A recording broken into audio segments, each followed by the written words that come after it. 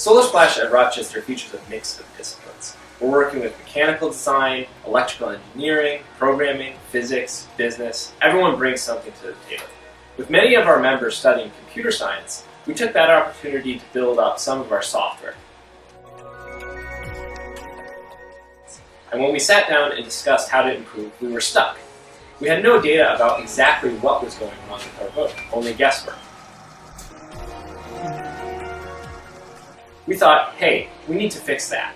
Data collection needs to be our first priority. With the background of many members in computer science, we were able to build a really powerful tool for our team's improvement. The telemetry server is our biggest strength. It starts with sensors around the boat, reading RPM, motor temperature, battery voltage, current, and many other statistics about the boat's performance. These are all streamed to a central server, which collects this data, puts it in a database, and streams it to the shore. We can view the data on the boat and on the shore, and later view logs of everything.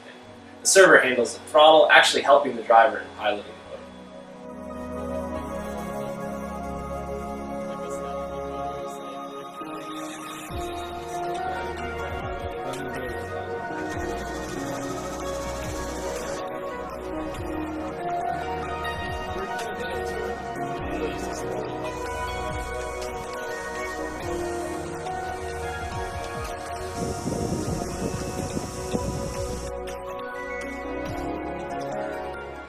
We've designed and fabricated the system ourselves, using custom PCBs and 3D printed parts.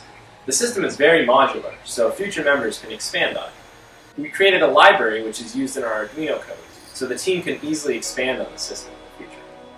We've seen the results. Our boat is more efficient and faster than we've ever been. And most importantly, we now have a system that gives us extensive data.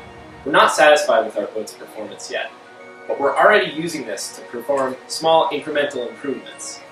We're very excited for this year and for years to come.